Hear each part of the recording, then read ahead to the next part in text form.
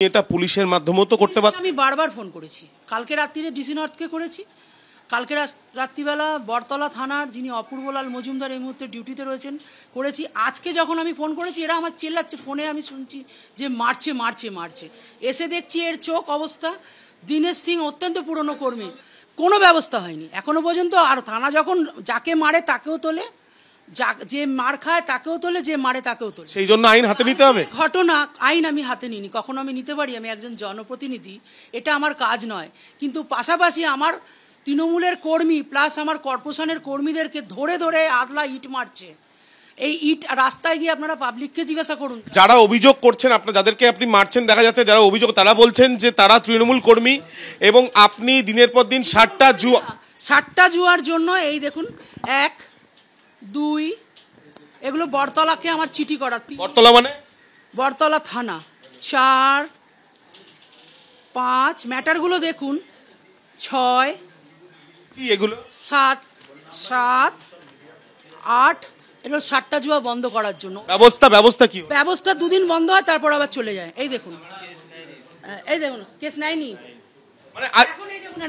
আপনি শাসক দলের একজন জনপ্রতিনিধি, আপনি একজন কাউন্সিলর, আপনি পুলিশের বিরুদ্ধে বলছেন 8টা চিঠি দেওয়ার পরে ব্যবস্থা হয়নি। এখানে তখনকার মতন বন্ধ হয়, ফের আবার চালু হয়ে যায়। এই যে লোকাল ছেলে এরা যাদের কথা বলছেন এরা তৃণমূল করে না। তাহলে স্থায়ী কোনো সমাধান আসেনি বলছেন পুলিশের মাধ্যমে? সমাধান এলে এই চিঠিটার মালা পড়ে আছে, এই দেখুন তো কটা চিঠি আপনাকে আমি দিচ্ছি, এগুলো দেখুন সব বরতলাকে চিঠি করা আছে। এখানে এখানে আমি একটা কোনো বিষয় নেই যে আমি জানাই না থানাকে, থানা এসে চলে যাচ্ছে রাত্রির বেলা। থানা কেন শোনে না বলে আপনার মনে হচ্ছে? সেটা তো আমি বলতে পারবো না, স্যার থানাকে জিজ্ঞাসা করুন। আপনার এমএলএ কে জানিয়েছেন? শশী পাজা আপনাদের এমএলএ মুহূর্তে এত বড় ঘটনা, আমার ছেলে এতগুলো রক্তাক্ত, আমার হাজবেন্ডের মাথা দিয়ে রক্ত পড়ছে, এটা তো আমার কাউকে দলের কাউকে জানাবেন না? দলের আমি নিশ্চয়ই জানাবো, দলের কথা দলে জানাবো, আমি আপনাকে জানাবো না। সেটা আমি তো মিডিয়ায় এটা বলবো না, আমি মিডিয়াতে বলতে পারি না। আমি আমার যা সমস্যা হবে আমি দলে বলবো।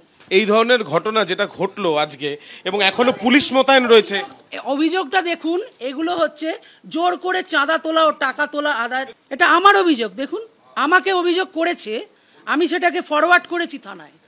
এই দেখুন এগুলো আপনাদের দেখতে হবে। মানে তোলাবাজির অভিযোগের পরেও কোনো ব্যবস্থা হয়নি? আমাদের ওয়ার্ডে প্রায় 20-25টা জায়গায় বেআইনি 60টা জুয়ার ব্যবসা প্রচণ্ড বাড়াবাড়িভাবে চলছে। তাই আপনাদের কাছে আমার আবেদন, এই ধরনের বেআইনি ব্যবসায় দয়া করে বন্ধ করান। এই বেআইনি কার্যকলাপের বিরুদ্ধে অবিলম্বে ব্যবস্থা গ্রহণ করুন।